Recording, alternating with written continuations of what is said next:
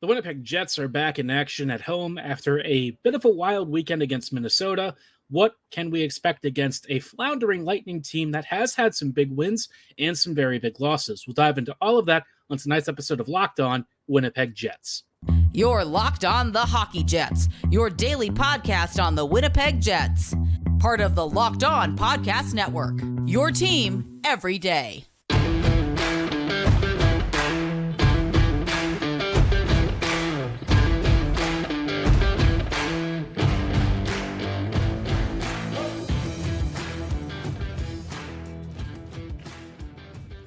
Greetings, Jets fans, and welcome to tonight's episode of Locked On Winnipeg Jets, part of the Locked On Podcast Network, your team every day.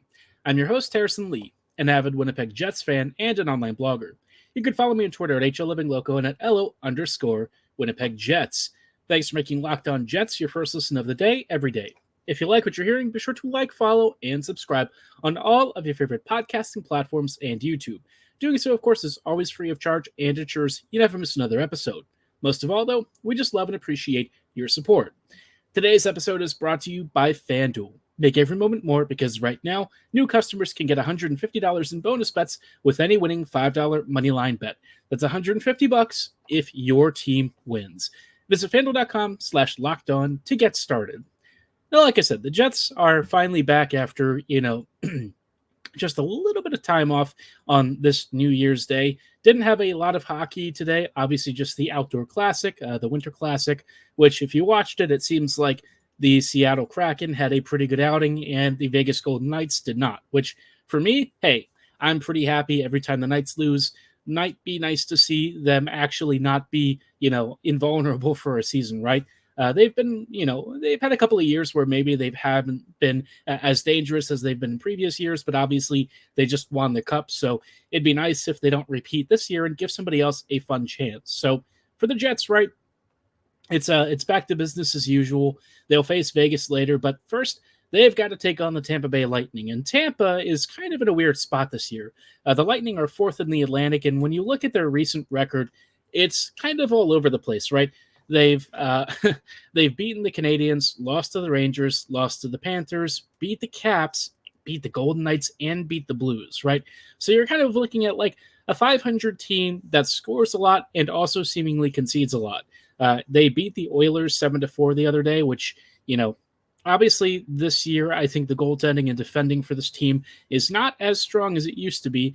They just conceded like 8 goals in 2 games between the Rangers and Habs, so obviously, the Lightning are definitely struggling with issues on the back end, but offensively, this team is still easily capable of scoring 4 to 5 goals against you, especially with a pretty good power play. But still, you get the sense that something's not quite right with this team. There's definitely a version of them that has kind of slowed down and doesn't have the offensive depth that it used to. So, as we get closer to the trade deadline, I'm very curious to know what this team does, because when you look at where they're at in the standings, you look at the timing of the core, how much cap space they have, which is very little, and what they're working with up front, it's not exactly an inspiring team.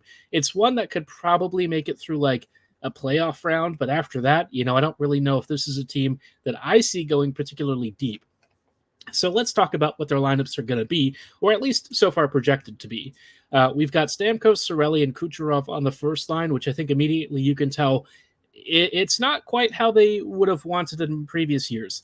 I like Cirelli a lot. I don't know if I like him as a first-line center. I think that's probably a little bit more than you'd ask him to, try and produce out of. It'd kind of be like, I wouldn't say giving Adam Lowry that role. That's not really right. Maybe Yanni Gourde, something like that, where I think he can probably do this job pretty well, but you'd still like a more elite center, something like how the Jets have with Ehlers, Scheifele, and Velarde. I mean, that's like an elite top line, and like Scheifele is your weakest link, so to speak, and he's still a pretty darn good first liner. With the second line, you immediately start to see why, though, Cirelli might have been bumped up. You've got Paul, Point, and Hagel together, which I think, for Cooper, he's trying to spread out the talent, across 3 lines. And I would assume that, the second line is probably going to get similar ice time, maybe not as much, but closer to the first line. I'm surprised that Point is not on the first line, but maybe this is Cooper's attempt to try and at least keep, some semblance of a good top two lines, because after that you start going down the list and you realize Barré-Boulet, Tyler Mott, and Yzerman are on the third line, and Jeannot, Glendening, and Watson are on the fourth. So after the top six, you start to run out of goal-scoring talent. The third line may be kind of decent. It's not the worst third line I've ever seen, but I think compared to what we're used to with this Tampa team, obviously, construction-wise, it's rough. And so, looking at this, I see a lot of matchup issues for them against what the Jets are going to be able to roll. Winnipeg at 5v5 genuinely has a really nice team. I mean, you just have four strong lines. You've got a third line that recently has kind of floundered, but, past couple of games, they've at least been able to score or outscore some of their defensive issues, right? I know that they've kind of tanked a bit in creation, scoring chance differentials and stuff, and certainly an expected goal differential. But at least when they really do click, you see great finishes from Niederreiter. He's been finding the back of the net a little more frequently, which is always good to see. If that line's going to be heavily relied upon and it's struggling, you still at least want it to outscore its problems. And so far, they've been able to do that a couple of times. So as long as they can keep doing that, I suppose I wouldn't complain as much, though I do think at some point it might be time to revisit that trio. I think the Jets also have a pretty legitimate advantage on the defense. You look at this Lightning projected blue line, and it's Hedman, Perbix, Fleury, Cernak, and DeHaan and Radish, which for the Jets, I mean, Winnipeg would probably have a couple of guys that immediately slot into the top four here. So Winnipeg's defense and goaltending and forward units all point to what should be, for me, a win, right? I still think it's going to be a tough game, and I think it's probably going to be a closer margin than I'm letting on here. But when you've got a Vezina contender in net, you've got, a forward unit that's been clicking along pretty well, and quite frankly, a Lightning team that has a couple of big injuries to guys like Sergachev and Sherry. Obviously, the Jets just have a little bit more depth right now, and I think for me, this should be a win. I would say a 4-3 victory. Winnipeg has not conceded more than 3 goals in a long time, which is really kind of amazing when you think about it. The Jets have either limited chances against, or they've just gotten phenomenal goaltending from Brossoit and Hellebuck. So everything seems to come up Winnipeg. It's a really nice run of form they're in right now. And after what was a really big emotional weekend against the Minnesota Wild, it'll be fun to see how they respond against an Atlantic team that they have the firepower to take down. Speaking of, having a good start, I think it's also worth talking about the next couple of days and weeks for the Jets as they kick off 2024 with plenty of NHL action. But before we get to that, I do want to shout out our friends and partners at FanDuel. The NFL regular season is wrapping up, but there's still time to get in on the action with FanDuel, America's #1 sportsbook. Right now, new customers can get $150 in bonus bets guaranteed when you place a $5 bet. That's $150 in bonus bets, win or lose. For those of you who are maybe a bit more on the Vikings fan train, it's been a painful last few weeks. I've watched 3 to 4 different quarterbacks suit up for Minnesota. I'm not a Vikings fan. I'm a Ravens fan, full disclosure. But, I try to support you folks once in a while. I know a lot of you are mini fans. And, it's been a bit of a rough season. But thankfully, if you just put down a $5 bet, you can still guarantee yourself a nice $150 in bonus bets, win or lose. You love that guarantee. It'll let you play in things like live same-game parlays, bets in the No Explorer tab, and so much more. So visit FanDuel.com/lockedon and make your first bet a layup. FanDuel, official partner of the NFL. Hello, friends, and welcome back to this episode of Locked On Winnipeg Jets, part of the Locked On Podcast Network, your team every day. Everydayers, thank you so much for rejoining us on tonight's episode as we check in on Winnipeg's start to 2024 and what we can expect from what's actually a pretty difficult opening first couple of games of the season, or at least on paper shouldn't be as hard, but let's be honest. We know how the Jets are against teams that tend to be a lot further below them in the standings. It's not always been the prettiest outcome. But you know what? Before we talk about that and, maybe what we were expecting and how many wins we can anticipate, just wanted to let you know about the first ever national sports 24/7 streaming channel on YouTube. Locked On has just launched this, and they have, come out with Locked On Sports Today, which is here for you 24/7, covering the top sports stories from all of our local experts and our national shows covering every league. Go to Locked On Sports Today on YouTube and subscribe to the first ever national sports 24/7 streaming channel.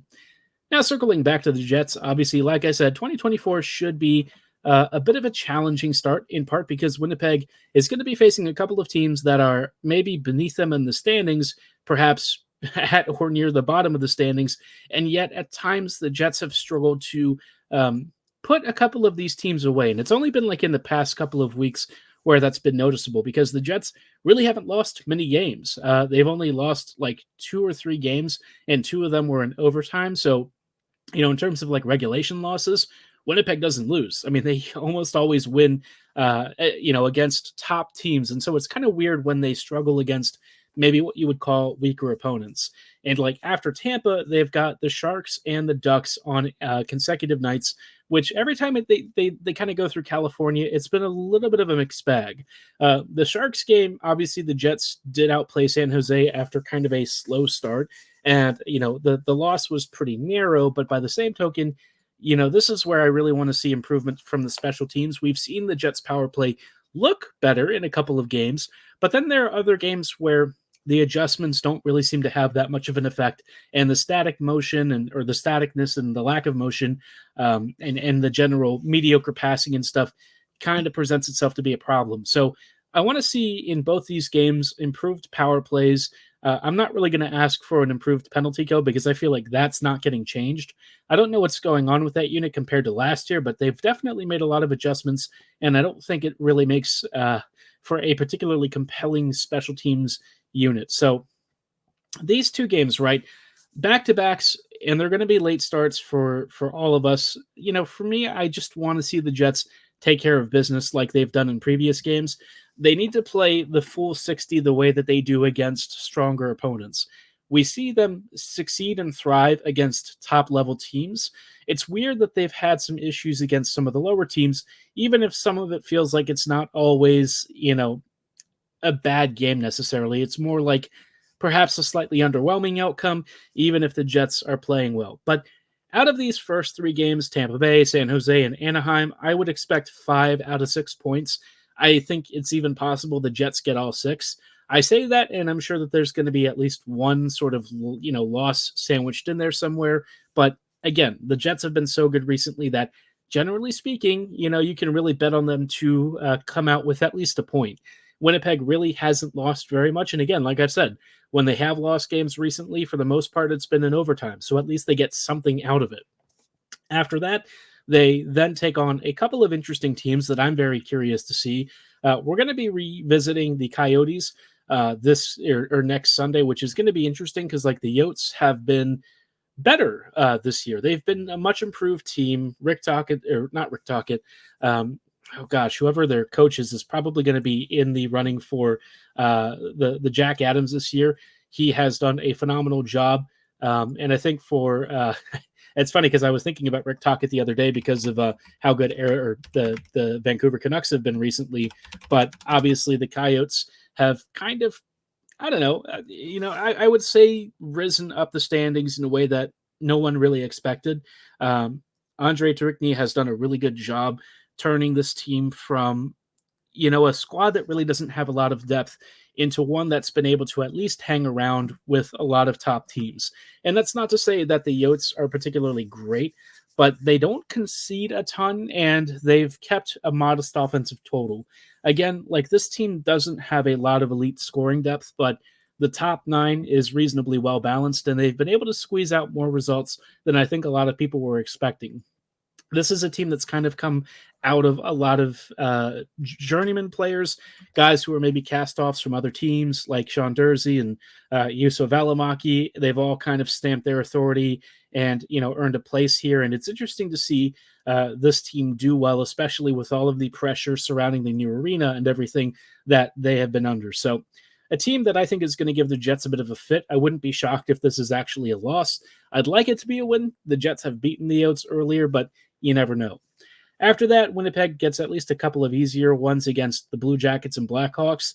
But then the team that I'm most interested to see, they'll be visiting on the weekend, the following weekend, Saturday, the 13th. They're going to be taking on the Flyers. And Philadelphia, for a lot of reasons, is a team that I've been keeping a close eye on over the past few weeks, mostly because the Jets have been linked in trade rumors with the Flyers as both teams continue to scout each other. Flyers scouts were in attendance recently, so maybe Winnipeg has some kind of a discussion or conversation about somebody with them. I don't quite know what they're going to be doing this year because I feel like they're sort of in that really tough spot of being decent enough to make a playoff run, but probably not good enough to actually be a real threat once you make the playoffs. This is a team that, thanks to the weaker Eastern Conference this year, has a slightly easier path to get in, but I just don't know if they're thinking this is the year to really make a push, or if they're feeling like maybe one more season and maybe make a couple of acquisitions more towards the future. Because they're third in the Metro, and the Metro is not great, but you think about the playoff field once they actually have to get through some much better teams, and you're like, well, they've played well, but how well are they really going to stack up against teams like, say, the Rangers or the Hurricanes or even the Bruins in the postseason? That, I think, is a little bit of a tougher question. So, great improvement this year. I think, for me, Tortorella should also be a Jack Adams candidate. I don't know if he'll win it, but at least he should be in the conversation with Tourigny as well. But for me, Bonus, hey, if Bonus wins it, I really feel like he'd deserve it as well. So a couple of really good Jack Adams candidates, Bonus and company amongst all of them. So we'll keep an eye out on how that pans out. Speaking of the future, though, I do want to talk about how the Jets are kind of, for me, starting to really fold in the youth again, which I think is one of the biggest things that made the previous Jets cores really successful. We'll talk about who is on track to become really big contributors and who might be a little bit more on the fringe side of things and perhaps looking for greener pastures here at the upcoming trade deadline. We'll go into that in just a little bit. Hello, friends, and welcome back to this episode of Locked On Winnipeg Jets, part of the Locked On Podcast Network, your team every day. Everydayers, thank you so much for rejoining us in tonight's episode as we are just wrapping up with some thoughts on a couple of guys who, for me, are really starting to make their case that, next season could be very difficult for the Jets when it comes to roster projections and what I do expect to be some really difficult camp battles. This year, obviously, the Jets have a pretty stacked roster up and down the lineup at forward, so there's not really going to be many chances for younger players to get in. But next season and beyond, I think you're going to see some real competition. And I don't think that there's going to be as many gimmies for starters as there were this year. Now, one of the biggest guys that I think is going to make a big push is Brad Lambert. Lambert has really taken flight with the Moose this year. He's one of their top scorers. He's been fantastic for Manitoba. All of the stuff that we were hoping for from him in terms of his vision, his skill, and his ability to really elevate offensive lines with his goal-scoring ability, his skating, and his passing, all of that has seemingly started to coalesce at the pro levels. He's got 23 points in 25 games. He can play, down the middle or out wide. And with his continued ascendancy in Winnipeg's prospect system, I really feel like he is closer to making the NHL. Now, the tough thing for Lambert is that you really can't have him in a bottom six role. Brad kind of has to have skill to work with, and I think you're going to want to feed him more ice time.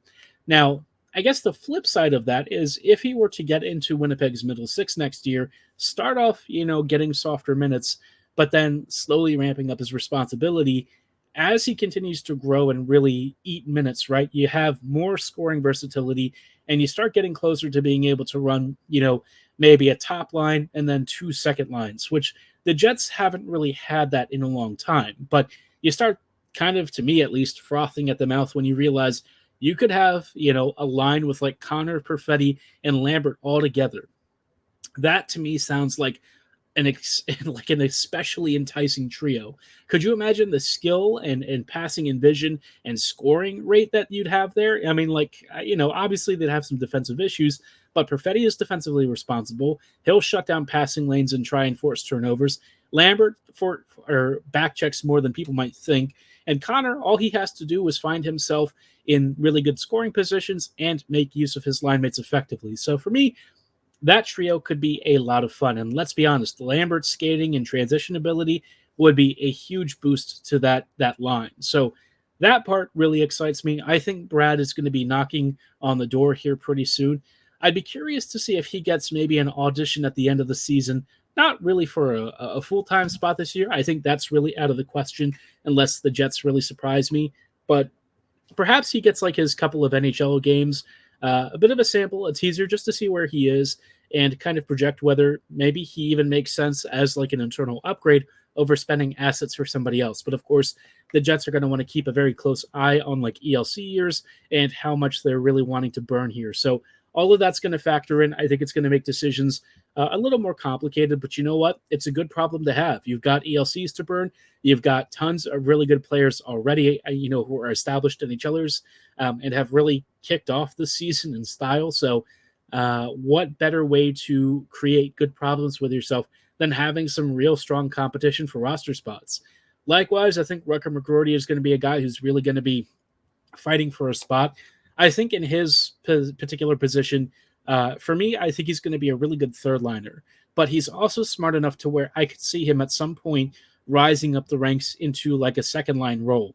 I think he's a very smart player. I think you've seen, with the World Juniors, including his hat trick recently, his positioning around the slot area, around the faceoff circles, how he kind of uses a little bit of deception and kind of gets around his lack of mobility by being very positionally aware, having great passing, and being a feisty shooter, for me, makes him a really versatile threat. He's got a lot of natural offensive instincts, and I feel like he's been much better now that his skating is at a significantly improved level from where it was a couple of years ago. So McGroarty, very much a rising star, probably Winnipeg's top overall prospect. I think he's really exciting and, eventually perhaps a future captain. Heinola also is going to be, fighting for a spot here pretty soon. I would expect that he'll probably take over Nate Schmidt's spot at some point. Once he's healthy enough, we'll hopefully see more of him over the next week or two as he gets nearer and nearer to a return to the lineup.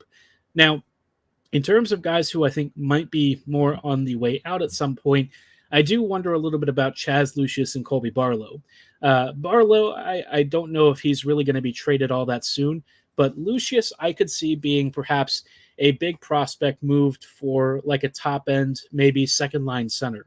If you have a package that includes Lucius and like a top pick or something, you could start to see that maybe making some sense.